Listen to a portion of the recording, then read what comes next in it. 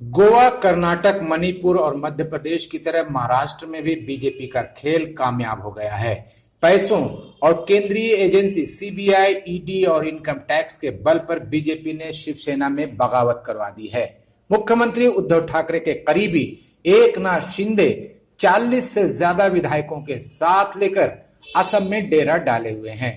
उद्धव ठाकरे की सरकार कभी भी गिर सकती है और बीजेपी ताकत व पैसों के बल पर शिवसेना के बागी विधायकों को साथ लेकर फिर से महाराष्ट्र में सरकार बना सकती है।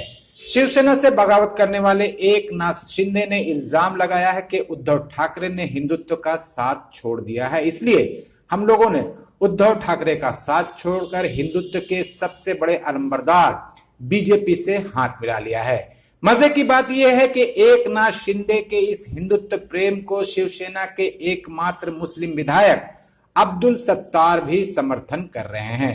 अब्दुल सत्तार को भी लगता है कि उद्धव ठाकरे के चलते महाराष्ट्र में हिंदुत्व कमजोर पड़ गया है, इसलिए वो हिंदुत्व की हिफाजत के लिए बीजेपी की शरण में चले गए हैं।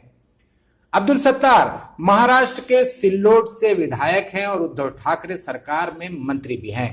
पहले वो कांग्रेस में थे, लेकिन चुनाव से पहले कांग्रेस ने उन्हें पार्टी से निकाल दिया था, जिसके बाद वो शिवसेना में शामिल हो गए थे। हिंदुत्व के नाम पर हुई इस बगावत में सवाल ये उठ रहा है कि आखिर एक मुसलमान मंत्री को हिंदुत्व की इतनी फिक्र क्यों है? आखिर क्यों अब्दुल सत्तार हिंदुत्व को बचाने के लिए इतने बेकरार हैं कि उन्होंने उद्धव ठाकरे के साथ बगावत कर ली है?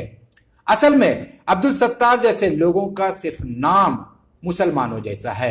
हकीकत में ये सरकारी मुसलमान हैं जो पैसों और कुर्सी के लिए दीन और दुनिया दोनों को दांव पर लगा सकते हैं।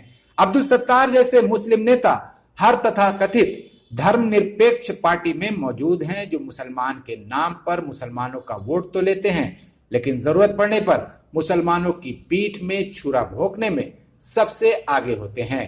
बीजेपी के साथ अब्दुल सत्तार का याराना नया नहीं है। इस साल जनवरी महीने में भी अब्दुल सत्तार ने बीजेपी और शिवसेना की सरकार बनाने की वकालत की थी।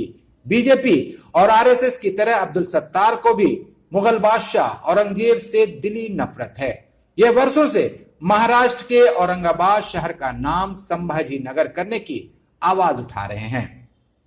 जाहिर सी बात है कि जो शख्स मुसलमान होने के बावजूद मुसलमानों का नहीं हुआ, वो किसी दूसरे धर्म या उसके मानने वालों का वफादार कैसे होगा? अब्दुल सत्तार जैसे लोगों का धर्म सिर्फ पैसा और कुर्सी है, जिसके लिए वो किसी का भी हाथ पकड़ सकते हैं और किसी के भी पीठ में खंजर भोंक सकते हैं।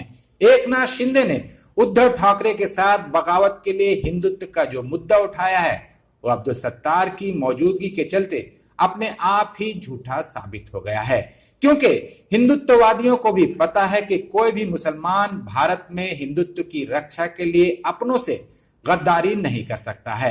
यह सिर्फ पैसों का खेल है, जिसकी बीजेपी के पास कोई कमी नहीं है। देश के तमाम धन्ना सेठ बीजेपी के साथ हैं। 100-200 करोड़ रुपए में किसी विधायक को खरीदना बीजेपी के लिए बाएं हाथ का खेल है और बीजेपी ये खेल लगातार खेल रही है।